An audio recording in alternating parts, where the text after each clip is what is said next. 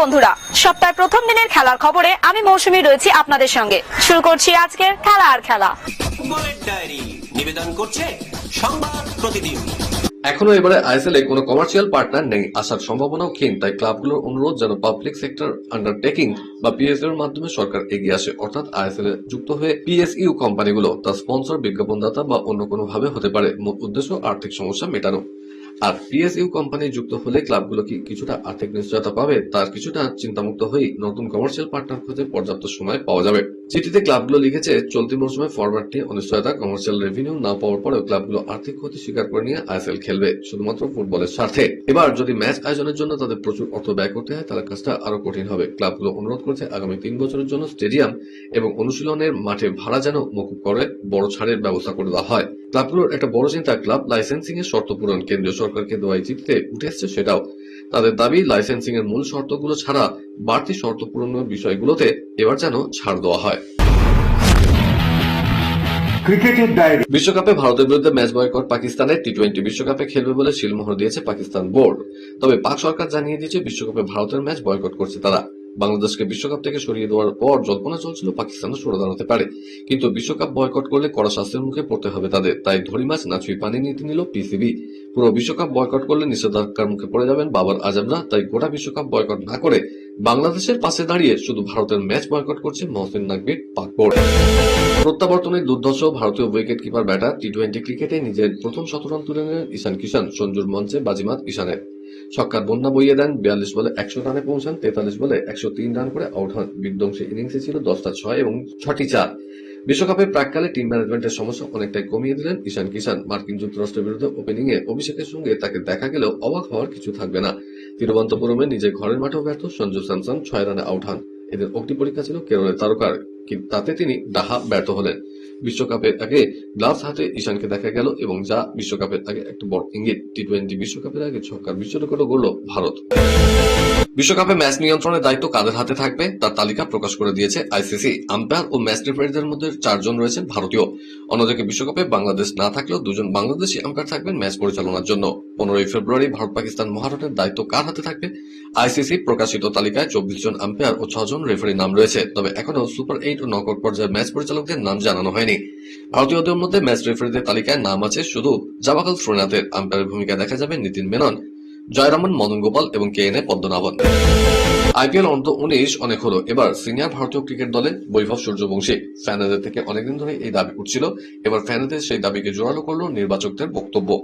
2025 সালে আইপিএলে অভিষেকের পর ক্রিকেট জগতের নতুন সেন্সেশন হয়ে ওঠা 14 বছর বয়সী বৈভব সূর্যবংশী এখন টিম ইন্ডিয়ার অভিষেকের জন্য প্রস্তুত। তাকে জাতীয় দলে আনার সময় এসেছে বলছেন প্রাক্তন ভারতীয় ক্রিকেটার এবং নির্বাচক সাবা করিম। সাবা করিম বিশ্বাস করেন বৈভব সূর্যবংশীকে জাতীয় দলে অন্তর্ভুক্ত করার সময় এসেছে। বৈভব সূর্যবংশী বর্তমানে অনূর্ধ্ব-19 বিশ্বকাপ খেলছেন। সেখানে তিনি 2টি হাফ সেঞ্চুরি করে টিম ইন্ডিয়ার জয়ে গুরুত্বপূর্ণ ভূমিকাও পালন করেছেন। টি-20 বিশ্বকাপের আগে বড় ধাক্কা অজি শিবিরে। চোটের কারণে দল থেকে বাদ পড়লেন অস্ট্রেলিয়ার অন্যতম পেসার প্যাট কামিন্স। অদ্ভুতভাবেই দলে জায়গা পাননি স্টিভ স্মিথও। ফলে আসন্ন টি-20 বিশ্বকাপে মিচেল মার্শের নেতৃত্বেই খেলবে অজিরা। আনুষ্ঠানিকভাবে দল ঘোষণা করে অস্ট্রেলিয়ার ক্রিকেট বোর্ড। তাতে দেখা যায় মিচেল মার্শ, অধিনায়ক Xavier Bartlett, Cooper Connolly, Tim David, Ben Dwarshuis, Cameron Green, Nathan Ellis, Josh Hazlewood, Travis Head, Josh Inglis, Matt Kuhnemann, ডেন ম্যাক্সওয়েল, ম্যাট রেনল্ডস এবং মার্কাস স্টোয়ানিস এবং অ্যাডাম চাম্পা। নির্বাচক জানিয়েছেন পিঠের চোটের কারণে আসন্ন টি-20 বিশ্বকাপ খেলানো যাচ্ছে না কামিন্সকে। মহিলাদের প্রিমিয়ার লিগে মুম্বাই ইন্ডিয়ান্সকে হারিয়ে দিল গুজরাট জায়ান্টস। প্রথম ব্যাট করে 4 উইকেটে 167 রান করেন অ্যাশলে গার্ডনাররা। জবাবে হরমনপ্রীত কৌরের দলের ইনিংস শেষ হয় 7 উইকেটে 156। 11 রানে হেরে মহিলাদের প্রিমিয়ার লিগে আরো চাপে পড়ে গেল মুম্বাই। এদিনের জয়ের ফলে গুজরাট 8 ম্যাচে 10 পয়েন্ট নিয়ে দ্বিতীয় স্থানে উঠে এলো। 8 ম্যাচে 6 পয়েন্ট নিয়ে তৃতীয় স্থানে মুম্বাই। খেলার খেলাতে সময় হয়ে গেছে এখন একটা ছোট্ট ব্রেকের। ফিরছি ব্রেকের পর, দেখতে থাকুন খেলা আর খেলা।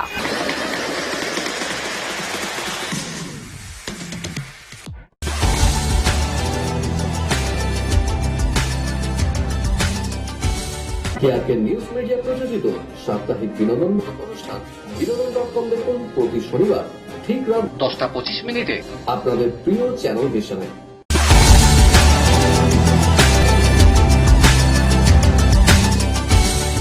ব্রেকের পর ফিরে এলাম খেলা আর খেলাতে। বিদেশের ডায়েরি।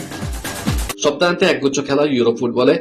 লা লিগায় খেলা ছিল এফসি বার্সেলোনা অ্যাটলেটিকো মাদ্রিদের এলচের বিরুদ্ধে। ম্যাচটি 3-1 গোলে জিতেছে বার্সা। খেলার শুরুতেই লামিনে ইয়ামালের গোলে এগিয়ে যায় কাতালান জায়ান্টরা।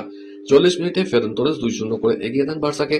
রাশফোর্ডের গোলের পর এলচের আর কিছু করার ছিল না। এদিন জিতে 22 ম্যাচে 55 পয়েন্ট নিয়ে লিগের শীর্ষস্থান মজবুত করল হ্যান্সি ফ্লিকের ছেলেরা। আর এক খেলায় লেভান্তের সঙ্গে গোল শূন্য ড্র করল অ্যাটলেটিকো মাদ্রিদ। পেনাল্টি থেকে গোল করে 2-1 দলকে জেতান। ইংলিশ প্রিমিয়ার লিগে মাঠে নেমেছিল আর্সেনাল, চেলসি, লিভারপুলের মতো বড় দলগুলো। লিগ শীর্ষে থাকা আর্সেনাল লিডস ইউনাইটেডকে 4-0 গোলে হারিয়েছে। অন্য ম্যাচে লিভারপুল 4-1 গোলের জয় পেয়েছে নিউক্যাসল ইউনাইটেডের বিরুদ্ধে। 36 মিনিটে পিছিয়ে পড়া লিভারপুল প্রথমার্ধে খেলা শেষের আগে হুগো একেদিকে জোড়া গোলে এগিয়ে যায়। ইপিএল এ ম্যাচ ছিল ম্যানচেস্টার ইউনাইটেডের। তারা 3-2 গোলে হারায় ফুলহ্যামকে। টটেনহ্যামের সঙ্গে 2-2 গোলে ড্র করে ম্যানচেস্টার সিটি।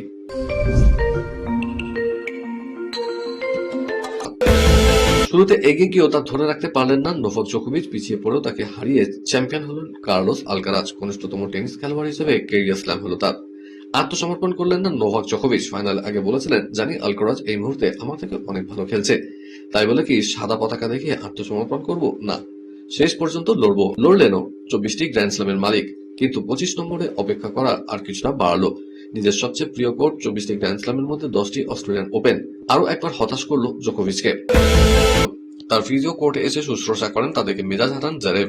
এক ম্যাচ অফিসিয়ালের কাছে গিয়ে প্রতিবাদ জানান, বলেন পায়ে টান ধরার জন্য কেন ভারতে খেলবো না করে শেষ পর্যন্ত টি-20 বিশ্বকাপটাই বয়কট করেছে বাংলাদেশ। এবার সেই বাংলাদেশের বিরুদ্ধে কঠোর থেকে কঠোরতম পদক্ষেপ নেওয়ার পরামর্শ দিলেন ইংল্যান্ডের প্রাক্তন অধিনায়ক মার্ক বুচার।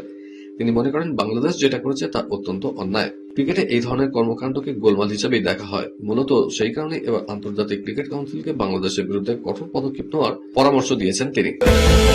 টি-20 বিশ্বকাপের বল গড়াতে আর দেরি নেই। মার্কিন যুক্তরাষ্ট্র তাদের দল ঘোষণা করে দিয়েছে। দলের চমক বলতে একটাই, মার্কিন যুক্তরাষ্ট্রের ক্রিকেট বোর্ড এমন এক ক্রিকেটারকে দলভুক্ত করেছে যিনি 2016 সালে শ্রীলঙ্কার হয়ে টি-20 বিশ্বকাপে খেলেছেন।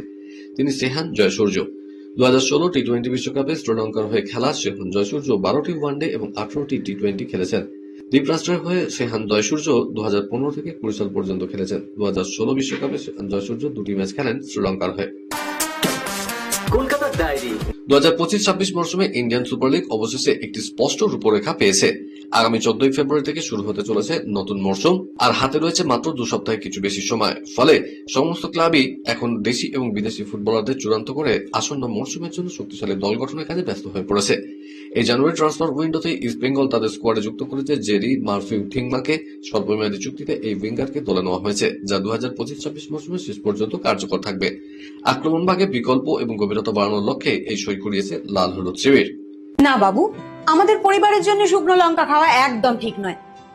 রিল্যাক্স, তোমরা তো জেপি মিলস কাঁচা লঙ্কা গুঁড়োর কথাই ভুলে গেছো। ট্রেডিশনাল প্রসেসে লঙ্কা ছাড়ানো থেকে ধোয়া এবং অত্যাধুনিক মেশিনে কোনো রকম প্রিজারভেটিভ বা রং ছাড়াই তৈরি হয় জেপি মিলসের বিশুদ্ধ কাঁচা সবুজ এবং লাল লঙ্কার গুঁড়ো, যা কিনা ডক্টরদের পরামর্শ মেনেই তৈরি। না না না, এতটা না, অল্প পরিমাণে দিলেই এই লঙ্কা গুঁড়ো খাবারে এনে দেবে কাঁচা লঙ্কার আসল স্বাদ। জেপি মিলসের কাঁচা লঙ্কা গুঁড়ো কেনার সময় জেপি মিলসের কিউআর কোড অবশ্যই দেখে নেবেন। ডিলারশিপ নিতে আজই যোগাযোগ করুন 7001634818 7001634818। বিশ্বকাপ শুরু হতে গতবারের চ্যাম্পিয়ন ভারত এবারও নিজেদের খেতাব ধরে রাখতে মাঠে নামবে। সদ্য শেষ হওয়া নিউজিল্যান্ড সিরিজে দুরন্ত খেলা উপহার দিয়েছেন অভিষেক শর্মা, ঈশান কিষান, আরশদীপ সিংরা। ফলে স্বাভাবিকভাবে ঘরের মাঠে ভারত যে বিশ্বকাপের অন্যতম ফেভারিট তা বলাই বাহুল্য। তবে টুর্নামেন্ট শুরু হওয়ার আগে ভারতকে সতর্ক করলেন প্রাক্তন অধিনায়ক সৌরভ গাঙ্গুলী। এই ধরনের টুর্নামেন্ট চলাকালীন ভালো খেলাটা যে বিশেষ গুরুত্বপূর্ণ।